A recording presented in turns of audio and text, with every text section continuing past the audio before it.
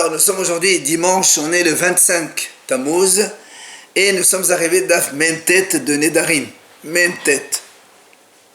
On a fait donc déjà la Mishnah, on passe directement à la Gemara, on est à la 8e ligne, Gemara, Tanya, Rabbi Yoshia Oser. Alors, on parle évidemment de la première idée de la Mishnah, quand on a dit celui qui fait un vœu de aliments cuits, il a le droit de manger des aliments grillés ou bien chaloux. Alors, on reste sur l'idée de griller. Celui qui a fait un vœu de ne pas manger des choses cuites, par exemple, il a dit je ne mange pas de la viande cuite, il pourra manger de la viande grillée. Mais, la Gemara nous dit, Tanya, Rabbi Yoshia Oser. Rabbi Yoshia dit non, même la viande grillée, c'est assourd. Mais même s'il n'y a pas une preuve que cuisson et grillade c'est la même chose, il y a quand même une mention de cette chose-là. On a vu, c'est marqué à propos du Korban Pessah. Dans des vrais Yamim, c'est marqué Shneema. Ils ont fait cuire le Korban Pessah dans le feu, comme Mishpat. Nous savons tous que le Korban Pessah, il se mange grillé dans le four. Et pourtant, dans les Ktuvim, là-bas, c'est marqué, ils ont employé le terme Vachelou. Bichoul, pour ce qui est grillé. Donc tu vois bien que la grillade aussi, ça s'appelle Bichoul. Et c'est pour ça que Rabbi Yoshia a dit, même s'il fait un vœu de ne pas manger cuit, eh bien, la grillade aussi, elle est interdite. Alors, la Gemara dit, est-ce qu'on va dire que le Tanakama de la Mishnah avec Rabbi Yoshia, il discute à propos de cela? Quoi? Dès Rabbi Yoshia, ça va halech ahal leshon Torah.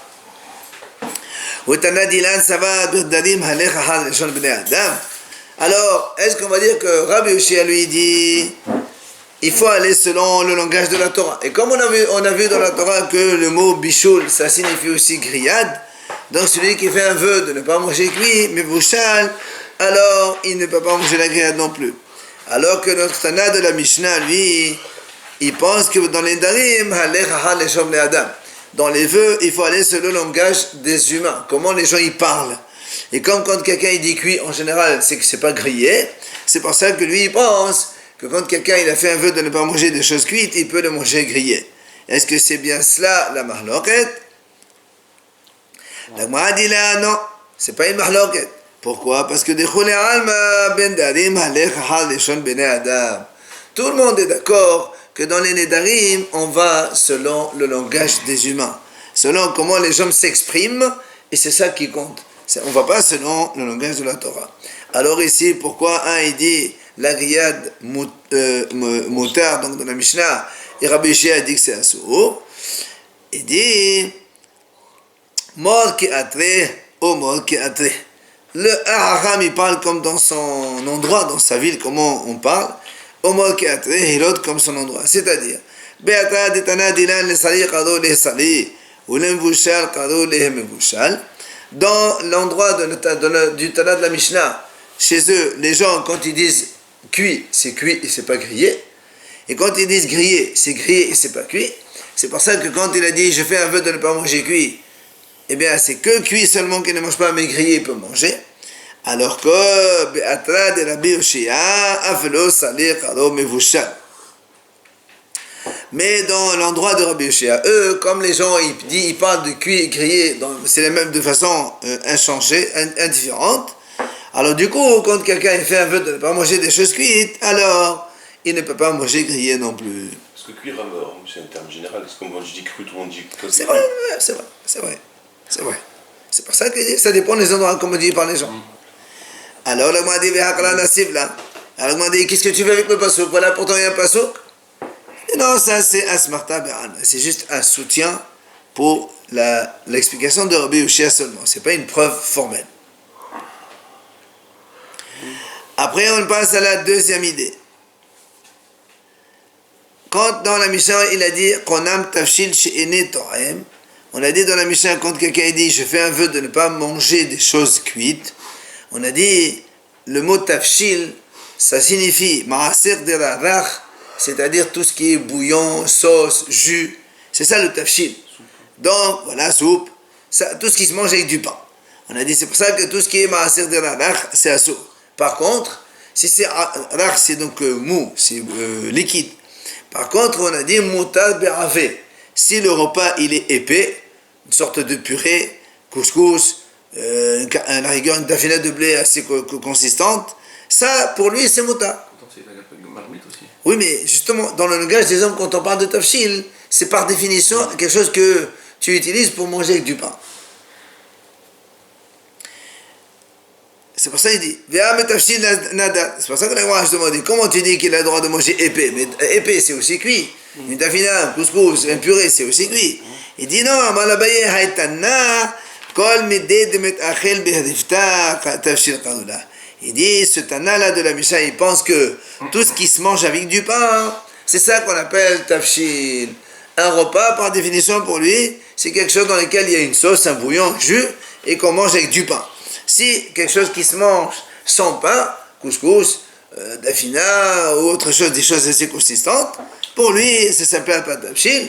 C'est pour ça qu'il a dit qu'un truc épais, c'est mutar. Vehatania. Il apporte une preuve d'ailleurs. Hanodel men ha-tafshil, celui qui fait un vœu de tafshil, donc le mot tafshil encore une fois, asur bechol mene tafshil. D'abord, la Braïta a dit, donc il est interdit de toutes sortes de cuissons. Ve'asur besali ufshalok ovim vushal. Il est interdit de manger, bien sûr, que ce soit grillé, soit chalour, c'est-à-dire très cuit, ou mevushal, ou bien cuit normalement.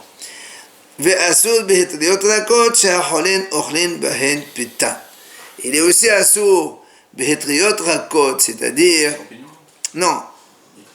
Rachid a dit c'est normalement etriot avec c'est des champignons. Et ça c'est un langage de la Gemara. Rachid dit ce sont des courges.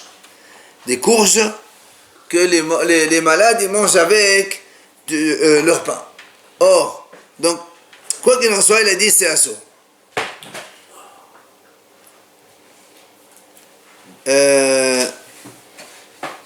Alors, pardon. Donc, tout ce qui... La Braïta nous montre que quoi? Que le mot tafshil, c'est tout ce qui se mange avec du pain. Puisqu'on a dit, tout ça, salé, chalour, mebouchal et tout ça, et autres avec lesquels on mange du pain. Ça veut dire que si ça ne se mange pas avec du pain, alors c'est moutar. Ça ne contredit pas la Mishnah, mebouchal, moutar betsali, la recha? Que le mini tafshil ou mebouchal, c'est pas pareil, Rabbeinu? Non, parce que le Tanakama, on a dit tout à l'heure que pour lui, Tzali et Mouvushal, c'est le même. Pardon, c'est Rabbi Ushia. C'est Rabbi Ushia qui a dit Mouvushal et Tzali, c'est le même. Donc ça veut dire que la Braïta, c'est Rabbi Ushia? Oui. Et la Gemara a dit comment tu peux me dire cela? C'est-à-dire, comment tu dis on vient de dire maintenant, il est interdit de repas de ça, et entre autres, on a rajouté les courges tendres que les malades ils mangent avec du pain. Ça veut dire que pour toi, les courges, c'est bon pour les malades. Et moi, comment tu peux dire ça? Rabbi Yirmiya halash. Rabbi Yirmiya, il est tombé malade. Les aciers. Il est rentré un médecin pour le soigner. Qu'est-ce qui se passe? Hazakra de mahad bebete. Il a vu une courge qui est posée dans sa maison, et donc lui, il mangeait de cela. Shafre venavak. Le médecin, il est sorti de la maison. Amar, il a dit, Malach muta etle le din bevete ba'anay ole asayate. Il y a l'ange de la mort ici dans cette maison. Et ce monsieur, il m'appelle pour le soigner. Ça veut dire quoi? La courge, c'est mauvais. Exactement. Ça veut dire que quand il a vu la courge, pour lui, la courge, c'est très nocif pour les malades, c'est pas bon. Et comment nous, on vient de dire maintenant, dans la Braïta, les courges cuites que les malades, ils mangent pour manger avec du pain. Ben, ça dépend cuit, exactement. Cuit, c'est bon, et cru, c'est pas bon. Je crois qu'il va manger cru, lui. Alors, c'est là où la Gemara répond, là, Khashia, non, c'est pas une question. Ah, c'est quand. Il dit en fait, quand on a dit que c'est bon, on parle de courges qui sont tendres. Donc elles sont tendres, tu es fais cuire, apparemment ça se mange sans problème. Et les autres que le médecin a vu, c'est des courges qui sont très dures. Et c'est pour ça que... Pas mûr, hein, pas assez mûr. Voilà, même quand elles les fait cuire, elles ne se font pas cuire parce qu'elles sont très très dures apparemment.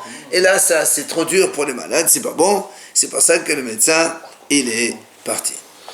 Bien, Rava Bar Ola, il donne une autre réponse. Amar ha bikra goufé, Veha birabihi dekla. Rabba Bar Ola, il dit donc une deuxième explication. Le un, il parle de la courge elle-même, et l'autre, il parle de l'intérieur de la courge. Donc, quand tu manges l'extérieur de la courge, apparemment, c'est pas bon, parce que l'extérieur et la peau, tout ça, c'est pas bon. Et quand tu manges l'intérieur de la courge, alors ça, c'est bon. D'Amar Rav Yehuda, comme il a dit Rav Yehuda, Lou leva dikla bisilqa, Lou leva dikhitna bikhutha. Il a dit, Rav Yehuda, il dit comme ça, le centre de la courge, c'est bon de le manger avec la prenne. Silqa, c'est les épinards, voilà, les blettes. Et par contre, Lou leva dikhitna, et le centre du lin, quand on plante du lin, quand on prend les graines de lin, on prend le centre à l'intérieur là-bas, c'est bon de le manger avec kutha, c'est-à-dire avec du lait. Et la Gemara termine, et cette chose-là, c'est assourd de le dire devant les ignorants. Pourquoi? Parce que les ignorants, ils disent Rachid là-bas, et ils vont tout, après ils vont tout manger, et ils vont faire perdre le lin, parce que le lin aussi on l'utilise pour son usage habituel, mais si ils vont manger toutes les graines de l'intérieur des graines, on n'aura plus rien. C'est-à-dire qu'on laisse crever les amarres? Non, mais tu ne laisses pas manger des choses qui nous provoquent des pertes à côté. Tu comprends? Ce que j'ai dit, donc le bon c'est que pour les... Rava dit, parce que nous on a parlé ici des malades que mangent. Il vient Rava, il dit non, c'est pas des malades en fait. Quand on a dit que les courges qu'ils mangent holin, pour lui, c'est les hachamim qui sont, on appelle holin. C'est pas des malades. C'est-à-dire, quand la Brita a dit que les courges que mangent les holin, elle ne parle pas des malades, elle parle que des gens normaux, au contraire, c'est des gens en bonne santé, mais c'est des hachamim. Ça veut dire que les courges, dans tous les cas, c'est mauvais pour les malades. Mais ceux-là, ici, on ne parle pas des malades. Pourquoi Rabba dit que ce sont les hachamim? Des Amar là-bas, comme il a dit Rabba,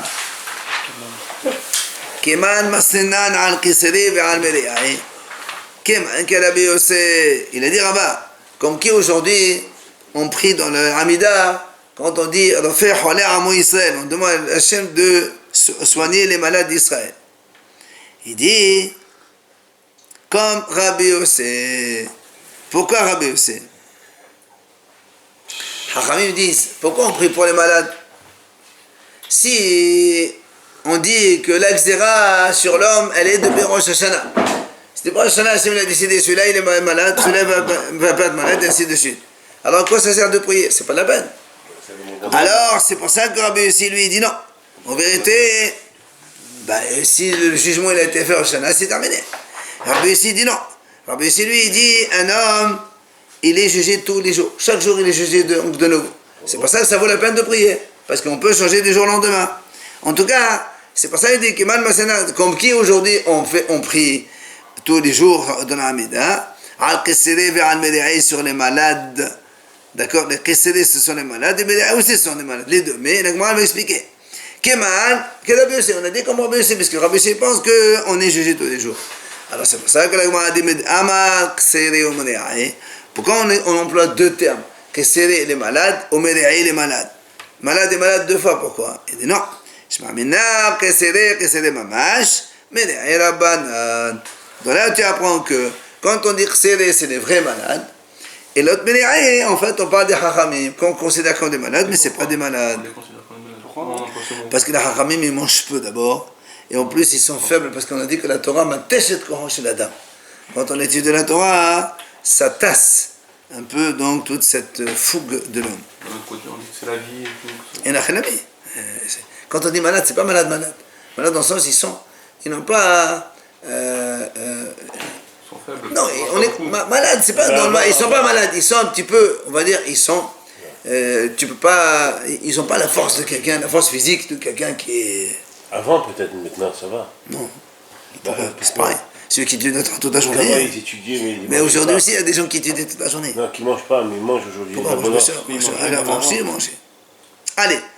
On a dit dans la Mishnah, si quelqu'un il fait un vœu pour ne pas manger un repas cuit, un repas dans le sens avec sauce, jus, bouillon ou autre que je mange avec le pain, il n'a pas le droit de manger tout ça, mais moutarde béravé, il a le droit de manger tout ce qui est épais. Pourquoi? Parce qu'on a dit que les repas épais, on ne les mange pas avec du pain. Alors que les autres, ça se mange avec du pain. Alors, il m'a dit, la Mishnah, elle ne marche pas comme les Babyloniens. Pourquoi elle ne marche pas comme les Babyloniens? Rabbi Zera il disait que les Babyloniens, ils sont des idiots, parce qu'ils mangent du pain avec du pain. Il parlait là-bas que les Babyloniens, ils mangent voilà, un repas de... Comme par exemple la dafina avec du pain, ou bien le couscous avec du pain. Donc ils mangent les céréales avec des céréales. Ça fait un peu... Lui, Rabbi Zera dit ça, c'est pas... C'est stylé. Ah ben selon, ça serait interdit en fait. C'est pas interdit. C'est pas interdit. Oui. Selon la coutume du pays. C'est pour ça qu'il te dit cette Mishnah. Nous, elle ne marche pas comme lui. C'est pas des idiots, c'est pas des idiots. C'est Rabbi Zera qui dit. Parce qu'on ne mange pas des céréales avec des céréales, franchement. Les céréales, tu vois, du pain, tu manges avec encore du couscous, ça n'a aucun sens. Tu manges du pain avec des pâtes, hein? Non. Ben, ça peut arriver. Non, ça peut pas arriver. C'est comme mettre les glaçons dans la misère. Allez, Amal Abhazda, c'est bon, fais ce que tu veux, après c'est pas mon problème. Amal Abhazda.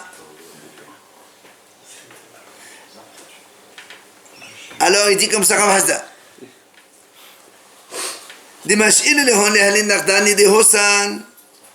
On pourrait demander à ces pointilleux de la ville de Hotzal, c'est-à-dire à des gens qui sont pointilleux dans la nourriture. Quelqu'un m'a dit, voilà, celui-là, ce vin-là, on le mange avec celui-là, ce vin-là, on s'en fout, mais c'est pas, c'est un ch'tiote. Alors, il te dit, voilà, les pointilleux de Hotzal, ils disent, alors on dit, est-ce qu'on peut leur dire, Hadin Daïsa, c'est-à-dire la Daïsa, c'est-à-dire ce qu'on appelle nous la Dafina, mais eux, bon, Daïsa, pour eux, c'était une Daïsa. Et Khan Me'ali, les Mikhlah. Comment c'est mieux de la manger? Est-ce que dihité bilahmad dihité ou tsari bilahmad tsari ou dilma dihité bitsari ou tsari bihité? Est-ce que c'est bien de manger par exemple une dafina à base de grains de blé avec du pain à base de blé et les grains d'orge avec les pains à base d'orge, ou est-ce que c'est mieux de le manger dans l'autre sens? La dafina de grains de blé avec le pain d'orge et la dafina de grains d'orge avec le pain avec du blé. Alors qu'est-ce que c'est mieux? À mon avis, c'est pas on s'en fout. Les espèces. Lui, il donne pas de réponse. Il dit, est-ce qu'on pourrait demander à... Il dit même pas ce que c'est. Non. Rava, regarde ça. Akhleh bahassise. Moi, dit Rava, lui, quand il mangeait la dafina, il mangeait avec hassise. Rachid explique hassise, c'est des graines grillées.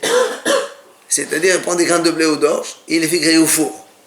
Oui, il est fait sur là. Hein? Il est fait en dafina. Après, c'est des détails. Non, il mange ça avec la dafina. Ah, d'accord. C'est comme tafina et couscous. Rava balavuna, c'est vrai. Non. Il y a des gens qui mangent dafina couscous, c'est vrai. Nous, C'est on fait vrai. les épinards avec le couscous. Mais dès qu'il met du poisson. Les épinards, c'est pas dafina, c'est Oh, on liquide. fait la tarte d'épinards. Oui, mais c'est liquide, c'est pas comme du blé. Il y en a bien qui mettent des poissons. Allez, monsieur, c'est pas un cours de cuisine. Rabba baravuna, allez, on y va. Rabba baravuna, ashkihel ravuna de rachil de esa beasbaate. Rabba baravuna, il a vu Ravuna, son père, il mangeait la dafina avec ses doigts. Amale, amaïka khil mod biyadi. Il dit, pourquoi papa tu manges avec tes mains? Amale, il lui a dit, Hachi amar Rav, Daïsa besbeata basim, Vichodechin betatin, Vichodechin betlat. Il a dit, Ravuna lui dit, Rav a enseigné, quand on mange la dafina avec un doigt, c'est meilleur, à fortiori avec 2 doigts et à fortiori avec 3 doigts. Bon, je sais, aujourd'hui, c'est pas le cas. Alors, Amale Rav Lihya Bari. C'est Rav qui a enseigné à son fils Hiya. Pourquoi nous ramène ça? Parce qu'on parlait de cuisine là, tout à l'heure. Ton Nedarim, on n'a pas dit ça. Ça fait une petite agada, c'est bien pour vous. Non, dimanche matin, c'est bon. Il a dit Rav Hiya à son fils. Qu'est-ce qu'il lui a dit? Ravuna aussi a enseigné la même chose à son fils Rabba. Il lui a dit, mes amis, les Mechal Daïsa, Ad Passa, les Mechal Bessa de Torah, Tata Parsin. Il lui a dit, si on t'invite à manger Daïsa, donc la dafina, la force de la dafina te donne pour que tu puisses marcher à pied ensuite 4 km. Et si tu manges de la viande de bœuf, tu auras la force de marcher jusqu'à 12 km. Il y en a qui disent le contraire. Si on t'invite à manger de la daïsa, tu peux faire jusqu'à 4 km pour aller la manger.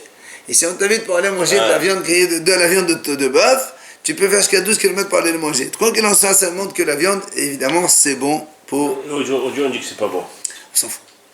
Amal et Rav, qui a dit que la viande n'est pas bonne? C'est impossible de Ah, dire ça. tu dis, tout le monde te dit la On l'a viande. dit. Arrête, ça dépend comment tu viens. La viande grasse, c'est bon pour il a dit. Non, la viande grasse, c'est pas bon, il n'y a pas marqué. On a dit malade bras. Toxine. Amal et Rav Yahya Baré. Allez, on continue, s'il vous plaît. Allez, ça suffit d'interrompre comme ça avec des bêtises. Allez, c'est bon. Il faut qu'on finisse sa page tranquillement. Amal et Rav Yahya, son fils. Bechen Amal et Ravuna et Rabba Baré, ou encore Ravuna, il a dit à son fils Rabba. Kol midam la tiflot kameh Rabbah. לבד מנקרא ודייסה שהן דומה לפתיתה של עפר. ואפילו 5 שבועות מהקפלות. Il a enseigné la chose suivante. Il lui a dit, fais attention de ne rien cracher devant ton maître. C'est de ne rien sortir de ta bouche devant ton maître. Chut. C'est-à-dire, si tu as mangé quelque chose et après ça t'a fait saliver, tu n'as pas le droit de sortir cette salive devant ton maître. Sauf la courge ou la daïsala d'Afina, que si ça t'a salivé, tu as envie de cracher, tu peux cracher et même devant le roi. Pourquoi? Parce que c'est indigeste comme si quelqu'un il mangeait quelque chose de plomb. D'accord? Un truc en plomb. Donc ça veut dire que c'est très mauvais pour la santé, donc sors-le. Rabbi Yosef et Rabbi Yehuda, had achil daïsa be'asba'ateh, had achil be'hosa. Rabbi Yossi et Rabbi Yehuda, il mangeait la dafina avec ses doigts, et l'autre il le mangeait avec ça, avec une sorte de, comme les baguettes chinoises, avec, voilà, un bout de bois. Vous avez inventé les Chinois là. Amale de achil bihusa la dachil besbate. Alors celui qui mangeait avec le bois, il a dit à celui qui mangeait avec ses doigts, Ad matay atama achilin sotra. Jusqu'à quand tu me fais manger? Apparemment, il mangeait dans la même assiette, dans le même plat. Et là, comme l'autre, il rentre ses doigts dans la bouche, il truc. Il dit, jusqu'à quand tu veux me faire manger ta saleté? C'est-à-dire, Rachid a dit, les saletés qu'il y a entre les ongles. Puisque tu manges avec tes doigts. Ouais. Tu manges, après tu remets le truc. Donc tu me salis le dafina. Et, Amal et Deachil Besmate, le Deachil Beosa, Admata, Tamachalin, le Dokha. Et celui qui mange avec les doigts, il a dit à celui qui mange avec la baguette, jusqu'à quand tu me fais manger ta salive? Parce que lui aussi, quand il mange avec la baguette, une sorte de cuillère, il rentre dans la bouche, évidemment il y a sa salive, après il se sert là-bas encore, et ainsi de suite. Ouais, mais j'ai chacun ça. Non, il mangeait dans la même assiette, sinon il n'y a pas de Ouais, mais discussion. je les ai perdus l'assiette, moi je pas. Apparemment, non. Rabbi Yehuda et Rabbi Shimon étaient les Kamaï Bluspien, pardon. Le Rabbi Yehuda et Rabbi Shimon, on leur a amené des figues très mûres. Rabbi Yehuda achal, Rabbi Shimon achal. Rabbi Yehuda il a mangé. Rabbi Shimon il n'a pas voulu manger. Amal et Rabbi Yehuda m'a été amal achil mo. Rabbi Yehuda dit mais pourquoi tu ne manges pas s'il te plaît? Amal et Rabbi Shimon elo en yosim ben Ibrahim kol ha'akar. Il dit cela, ils ne sortent pas du tout de ventre. Ça veut dire qu'ils restent dans le ventre. C'est indigeste. Il reste dans le ventre. Ça ne se digère pas bien comme il faut. Alors, Amal et Rabbi Yehuda, kol shiken shenzmo alem le mahar. Il dit, dans ce cas-là, c'est encore mieux. Comme ça nous évite de manger encore demain. Alors, ce qu'on a mangé, c'est bon, on continue. On y parlait à l'époque. Rabbi Yehuda va être comme Rabbi Tarfon. Rabbi Yehuda, il était devant Rabbi Tarfon. Amal et Rabbi Tarfon, hayom panecha serovit. Rabbi Tarfon, il lui dit aujourd'hui, tu as un visage rayonnant. Amal, il a répondu, il n'a pas dit blaina. Il lui a dit, Emesh, yas oavader ala sadi wa yavi ola notre din va achalnom blo melahvim. Achalnom bemelach kol sheken shepanenu sehovin. Il a dit, hier, tes serviteurs, ils ont été nous cueillir des épinards. Et on a mangé, on a fait un repas d'épinards donc, sans sel. Et regarde comment on a le visage rayonnant. Et à force, oui, si on les a mangés avec du sel, on aurait encore eu plus le visage rayonnant. Amra hahi matronita le Rabbi Yehuda. Il y avait une matrone. Elle a vu Rabbi Yehuda. Elle lui a dit, elle a vu comme il avait le visage comme ça, beau, rayonnant. Elle lui fait Moré Velavé.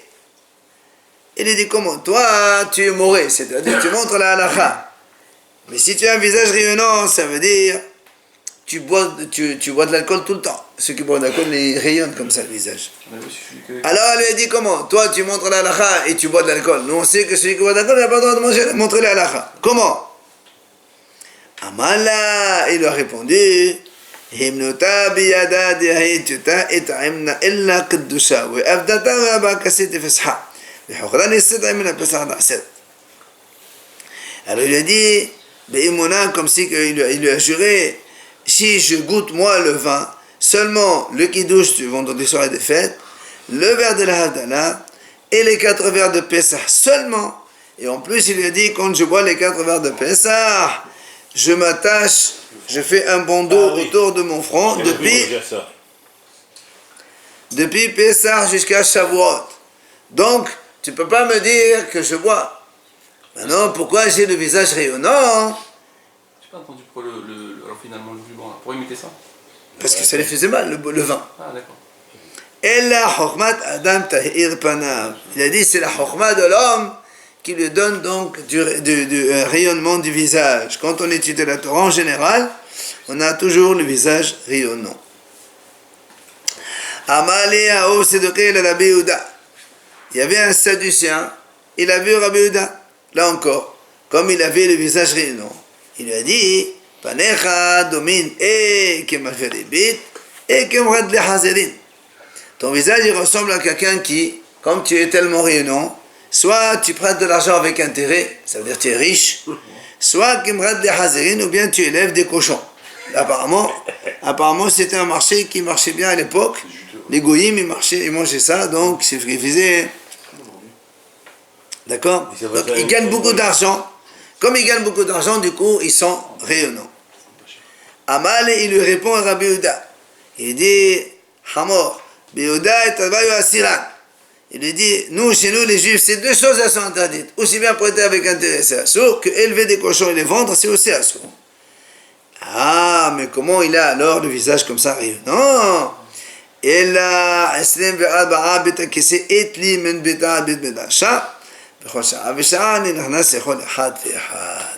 il lui dit en fait, depuis ma maison jusqu'au Beth Midrash, il y avait 24 toilettes. Et ça veut dire que pendant ma marche, chaque moment, je rentre dans chacun. Je ne pense pas qu'il rentrait 24 fois, mais ça veut dire que quand ça venait, il ne se retenait pas, il allait vite là-bas. Et donc, ça montre que s'exonérer de façon rapide et sans se retenir, c'est quelque chose qui est évidemment bari pour le gouffre, pour le corps. C'est pour ça que ça donne un visage rayonnant. Rabbi Yehuda, kat azil levé medrasha, shakil gulfa an ketfe, amal gedola melacha shemechabedet et be'alea. Rabbi Yehuda, quand il allait au Beth Midrash, il prenait une sorte de tonneau, il le portait sur ses épaules, comme ça, quand il arrivait au Beth Midrash, il le posait pour s'asseoir dessus. Parce que tous les élèves, ils étaient assis par terre. Alors, il ne peut pas, lui c'est le rave, il ne peut pas s'asseoir par terre. Alors, il a dit, voilà, ça fait rien, même si je porte sur moi, c'est bien au moins, après, ça me donne un peu de kavod de m'asseoir. Quand on travaille, on transporte ça, d'accord? Il dit qu'il lui reste là-bas directement. Exactement. Oui, mais tu dis dehors, comment ça va? C'est pas comme aujourd'hui, tu as des synagogues fermées à clé. Alors, Beth Midrash, c'était à l'extérieur. Ou même si c'est pas ça, les synagogues d'avant, c'était en dehors de la ville. C'est tout ouvert, il n'y a ni serrure, ni porte, ni voileau. Et les gens ne laissent rien là-bas dans la synagogue. Et le Torah, comment il faisait alors? Il est transporté. C'est pas le choix. Ça, c'est Rabbi Yehuda. Dans le même sens, Rabbi Shimon, Shakil Sana Ketfe, Amar Gedola Melacha Shemechabedet et Be'aleh. Lui aussi, la même chose. Rabbi Shimon, lui, il portait un grand panier, d'accord, sur ses épaules, pour que quand il arrive au Beth Midrash, il va la poser, il va s'asseoir dessus, comme ça, là aussi, il sera en hauteur par rapport à ses élèves. Deveto de Rabbi Yehuda, la femme de Rabbi Yehuda, Nafkat Nartat Amra, elle est partie, elle a acheté de la laine et Avda Glima de Hotve. Et elle a fabriqué avec une belle tunique. Kadnaf Khat Eshoka Mechasabe. Quand elle sortait pour ses besoins, elle le portait et elle sortait avec. Vechad Nafiq Rabbi Yehuda le saluer, Ava Marsi Yomse. Et quand Rabbi Yehuda il allait prier, il le portait lui aussi. Et quand il le mettait, il faisait la bracha Bado Sha'atan Email. C'est-à-dire il était tellement content d'avoir ça. Il avait un seul, comme s'il avait une seule tunique pour les deux. Quand sa femme avait besoin, le Rabbi Yehuda reste à la maison, elle porte, elle sort avec. Et quand lui il a besoin pour sortir, c'est lui qui sortait avec. Vous voyez, l'époque d'avant. C'est bien que la femme et l'homme y mettent le même habit quand même. Alors c'est vrai qu'il y a marqué, c'est marqué que l'Oïbash Gev Simlat Isha. D'accord, c'est marqué qu'un homme n'a pas le droit de porter l'habit d'une femme.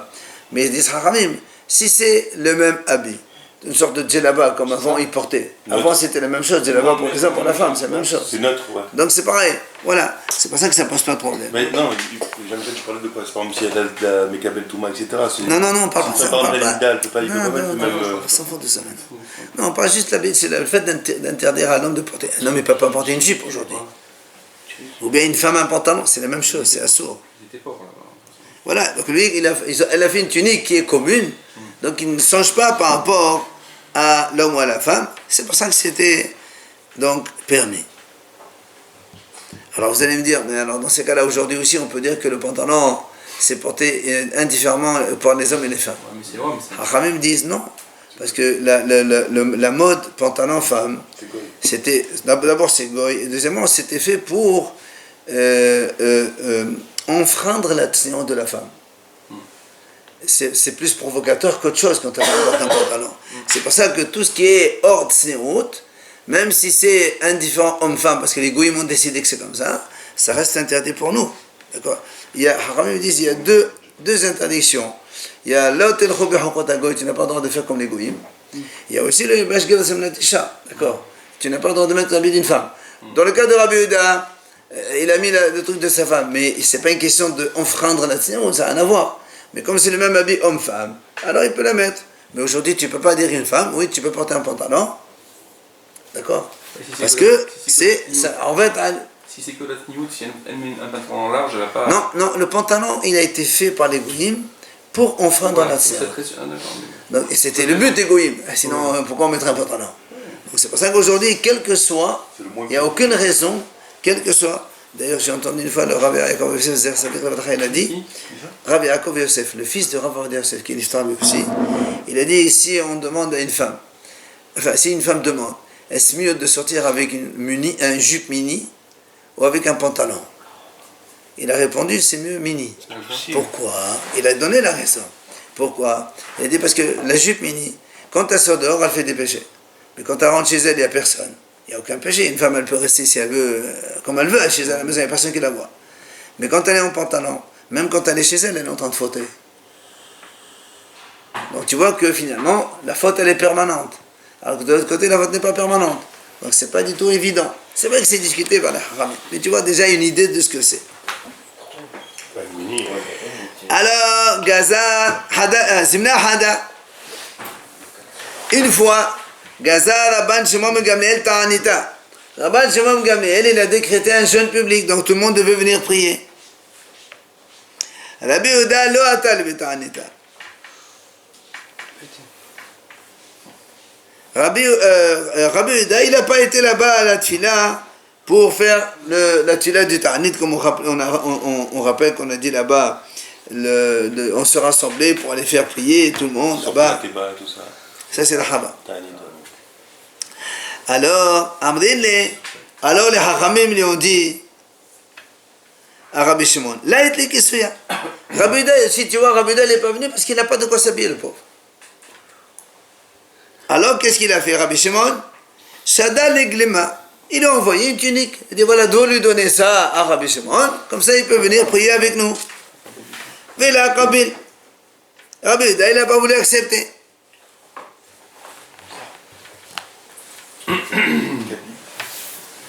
Alors, d'aller Sifta.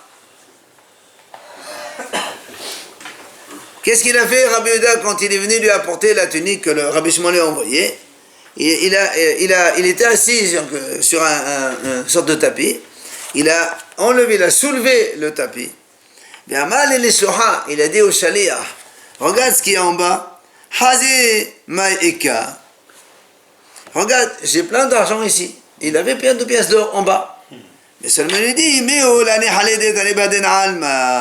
il a dit, mais moi, je ne veux pas profiter de ce monde-là. C'est pour ça que je n'achète pas une tunique.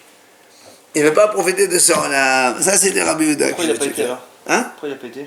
Mais comment il était habillé chez lui? Il était bien habillé chez lui, pourquoi il n'a pas été Chachamim disent en vérité, il n'avait pas d'argent. Il était pauvre.